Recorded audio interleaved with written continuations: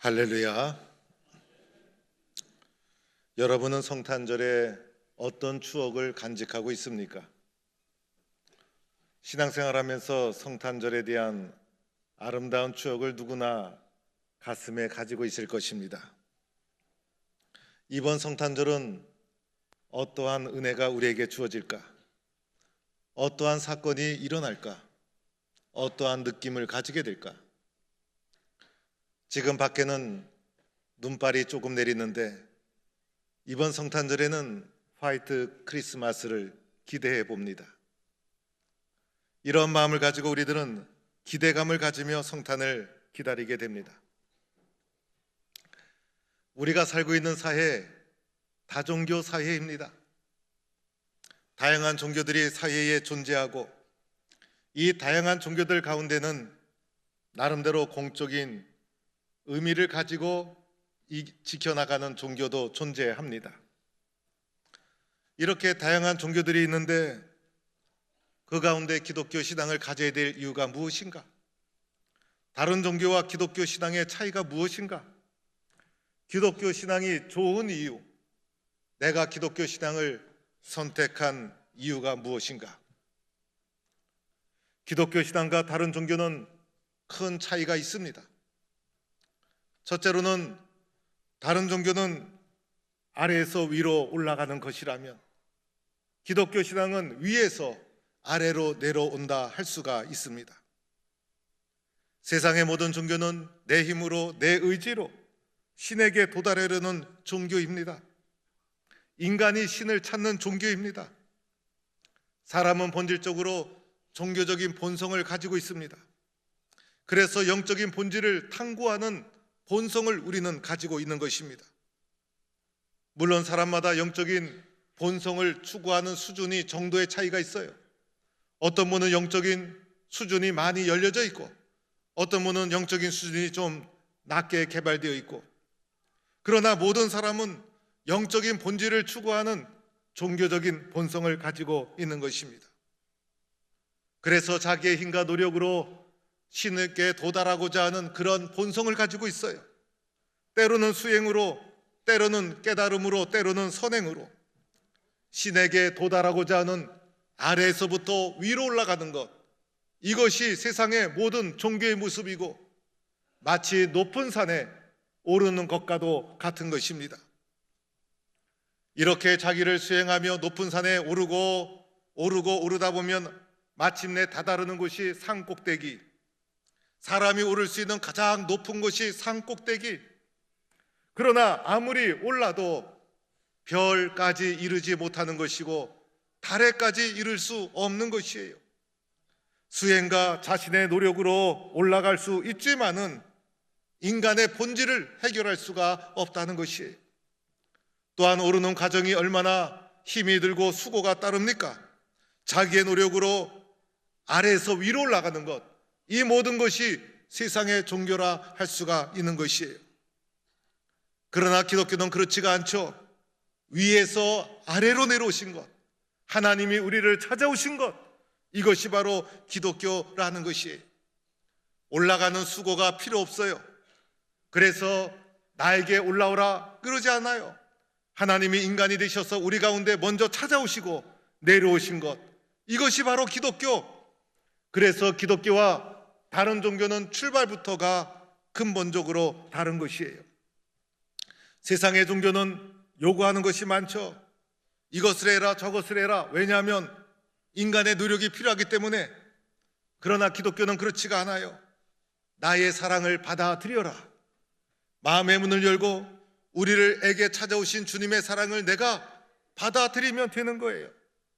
구원의 과정, 그리고 깨달음에 이르는 과정도 다르죠. 세상의 다른 종교는 자력 구원, 자신의 노력과 수행을 통해서 구원에 이르는 것이라면 기독교는 타력 구원, 나의 힘과 나의 의지로 할 수가 없습니다. 하나님께서 찾아오셔야 됩니다. 그래서 기독교를 은혜의 종교라고 부르는 것이고, 이것이 기독교와 다른 종교가 근본적으로 다른 점이라 할 수가 있는 것입니다. 두 번째로는 우리가 기억해야 될 것, 기독교에 대해서 비판하는 분들이 이렇게 비판합니다. 기독교는 다른 종교에 비해서 인색하고 배타적이다. 이렇게 다른 종교를 인정하지 않고 배타적이다라고 기독교를 비판하는 사람들이 있고, 이런 흐름이 요즘 시대에 들어서 더 많이 이런 비판을 하는 것을 보게 됩니다. 성탄절이 되면 절간에 플랜카드가 걸립니다. 아기 예수 탄생을 축하합니다. 사람들은 그것을 보면서 역시 불교는 자비의 종교야, 불교는 기독교를 인정하는구나 라고 하면서 불교의 자비하심을 칭찬합니다. 그런데 기독교는 석가탄신이 되면 교회 앞에 석가탄신을 축하합니다 플랜카드 붙이지 않습니다. 사람들은 기독교는 불교에 대해서 인색하구나, 배타적이구나 이렇게 비판을 하게 됩니다. 그런데 여러분, 이것은 관용의 문제, 자비의 문제, 사랑의 문제가 아니죠. 종교의 본질이 무엇입니까? 진리의 문제고 구원의 문제라는 것이에요. 예를 들어서 어느 초등학교에 산수 시험 문제로 나왔어요. 4 곱하기 8은 무엇인가? 4, 8이 32. 정답은 32였어요. 그런데 한 학생이 33이라고 썼어요. 물론 그렇게 쓰는 사람 동북계는 한 사람도 없어요. 그런데 그 옆에 있는 학생은 42라고 썼어요. 선생님이 두 개 다 틀렸다 채점을 매겼어요. 그러자 33이라고 쓴 학생이 선생님을 찾아와서, 선생님, 저는 33이라고 써서 하나만 틀렸는데 40이라고 쓴 학생은 10개가 틀렸는데 왜 저 사람도 틀리고 나도 틀립니까? 내가 좀 맞지 않았습니까? 라고 항의를 했다는 거예요. 그러자 선생님이 아니다, 4 곱하기 8은 30이다. 정답은 하나다. 하나가 틀렸건 5개가 틀렸건 10개가 틀렸건 틀린 것은 다 틀린 것이다 라고 하면서 빵점으로 점수를 매겼다는 거예요. 여러분, 기독교가 다른 종교에 간용을 하지 않느냐, 다른 종교도 좋은 것 있지 않느냐, 맞을 수 있어요. 그런데 이것은 관용의 문제, 사랑의 문제가 아니다라는 것이에요. 종교의 본질, 인생의 정답은 하나뿐이라는 거예요. 그분은 바로 예수 그리스도이시기 때문인 것이에요. 그래서 기독교는 다른 종교를 받아들이기가 어려운 거예요. 여기서 받아들인다는 것은 그 종교를 존중을 하되 거기에도 구원이 있다는 것을 인정할 수 없다는 거예요. 그래서 우리는 기독교만을 믿고 신뢰해야 된다는 거예요. 세 번째로는 이런 말을 하는 사람이 있어요. 정상에 오르는 길이 하나가 아니라는 거예요. 어떠한 길을 올라가든 간에 정상에 오르기만 하면 되는 것 아닌가? 정상에 오르는 길이 한 길이 아니라 여러 길이 아닌가라고 말을 합니다. 물론 이것은 맞는 말이에요. 그런데 문제는 이것을 종교에 대입시켜서 불교를 통해서 올라가고 유교를 통해서 올라가고 모든 종교가 말하는 본질이 같다는 거예요. 그래서 길은 다르지만은 정상에 올라가면 다 똑같다. 그럴 때 여러분 잘 생각해 보세요. 이것은 잘못된 비유라는 거예요. 정상이 똑같지가 않다는 거예요. 이것은 다신교를 지지하는 사람들, 범신론적인 사고를 가진 사람들이 말하고 있는 거예요. 이것은 예수 믿는 사람들에게는 해당되지 않는 말이라는 거예요. 길이 다르면 어떻게 됩니까? 정상이 다른 거예요. 길이 다르면 다른 산으로 가게 되어 있는 거예요. 길을 잘못 들으면 목적지에 이르지 못하고 엉뚱한 데 가서 고생하게 되어 있는 거예요. 불교가 말하는 신, 유교가 말하는 신, 무당이 말하는 신 다르다는 거예요. 물론 기독교가 말하는 신, 거기서 말하는 신과 전혀 다른 것이에요.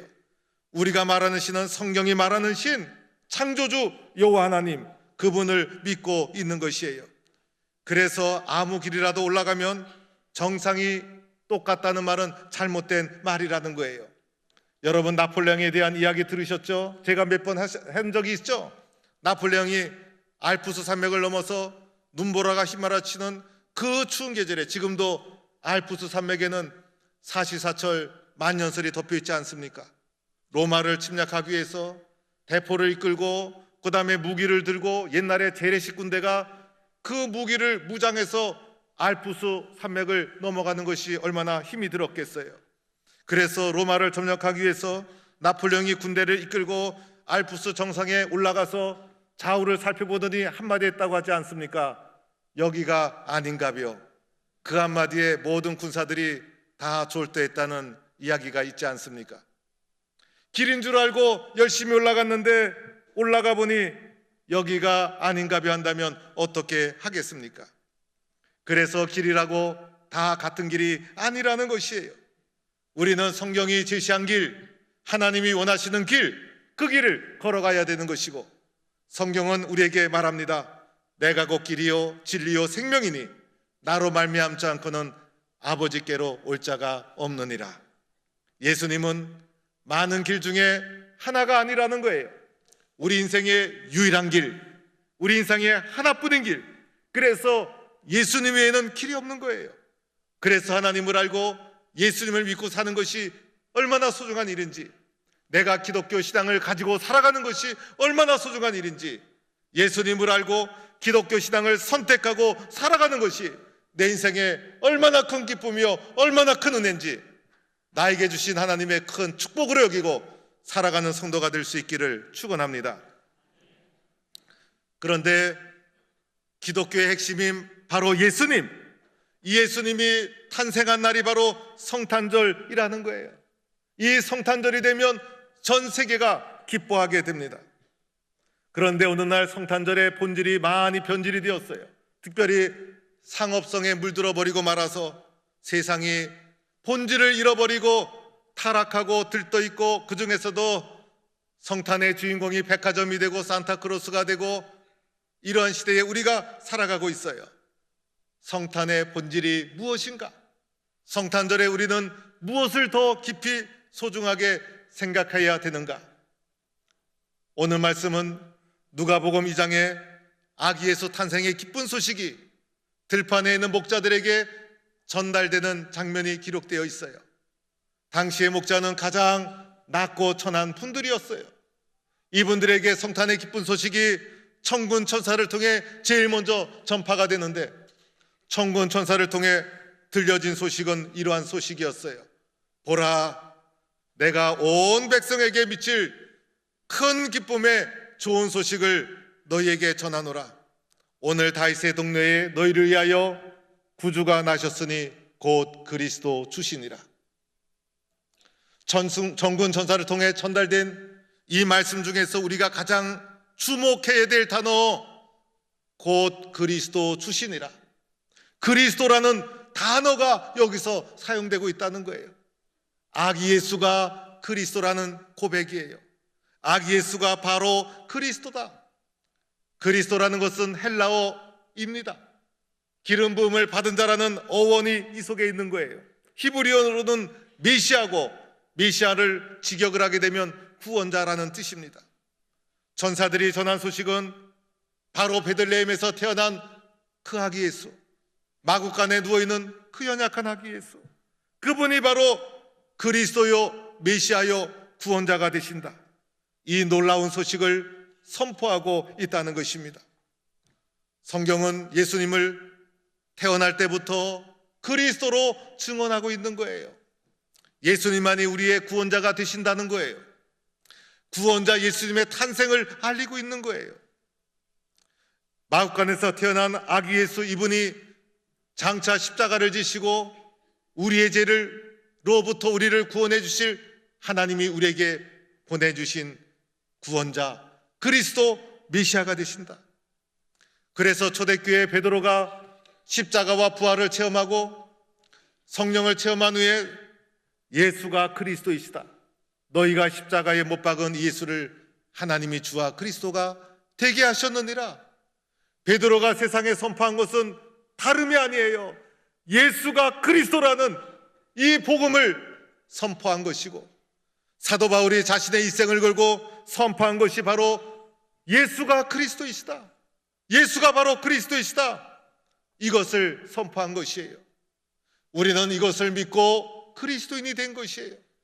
우리가 예수를 믿고 세례를 받을 때도 주 예수를 믿는 누구누구에게라고 하면서 예수님의 믿음 때문에 세례를 받은 거예요. 예수를 믿는다는 것은 다른 게 아니에요. 예수를 그리스도로 고백한다는 거예요. 그래서 예수를 그리스도로 고백하는 것을 합쳐서 예수 그리스도라고 명칭한 거예요. 예수는 베들레헴에서 태어난 아기 예수, 자연인으로서 그 예수님을 가리키는 것이고, 그리스도는 그분을 그리스도로 고백한다는 신앙의 고백인 거예요. 그래서 우리들은 예수 그리스도, 이렇게 우리의 신앙을 고백합니다.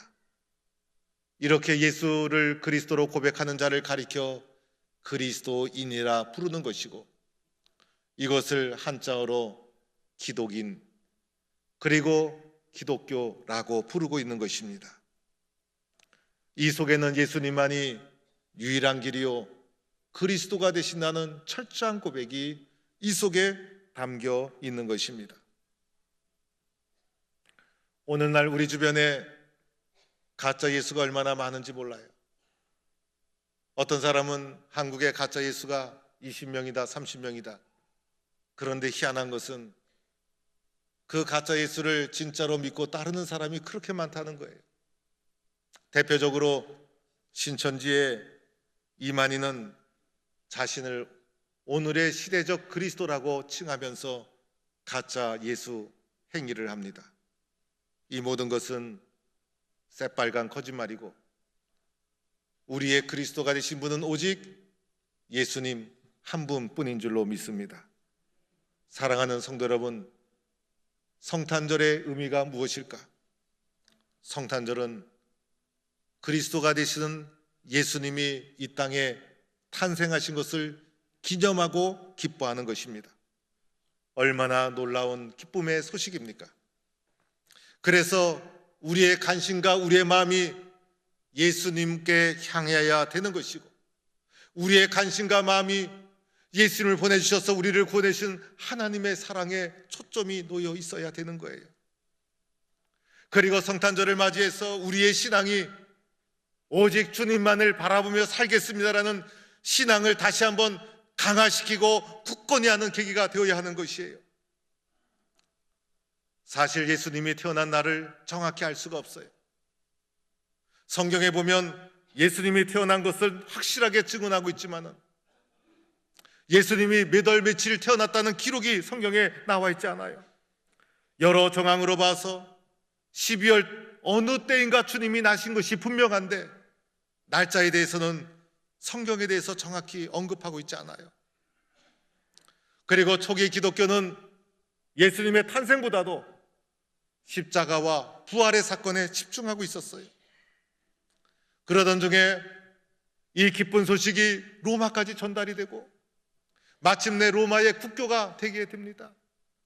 더 나아가 로마 교회가 성경을 여러 가지 검토한 결과 12월 25일을 성탄절로 제정하게 됩니다. 기독교가 전파되기 전에 로마 사회는 다신교 사회였어요. 우상도 많았어요. 그 중에 태양신을 섬기는 큰 종교도 있었어요. 그러나 이 성탄절 제정이 그들의 신앙, 그들의 종교, 그들의 문화를 다 바꾸어 가기 시작하는 거예요. 성탄절이 되면 우상을 숨기던 자들이 우상을 다 버리고 아기 예수 탄생을 기뻐하며 경배합니다. 태양신을 섬기던 자들이 그 모든 것을 다 버리고 아기 예수님을 기뻐하며 섬기게 됩니다. 마침내 12월 25일이 기독교 성탄절을 기념하는 날짜로 뿌리가 내리게 되고, 이 날이 되면 아기 예수님의 탄생을 기뻐하며 우리의 신앙을 예수님께 더 깊이 고정을 시키고 이 땅에 그리스도로 오신 예수님에 대한 우리의 신앙을 고백하며 함께 기념하고 기뻐하게 되는 거예요. 성탄절이 세상의 문화까지도 바꾸는 놀라운 사건이 일어난 거예요. 그러나 오늘 우리의 모습을 돌아보면 도리어 세상 문화가 성탄절을 의미 있게 지키고자 하는 교회와 우리들의 마음을 혼란시키는 경우를 보게 됩니다.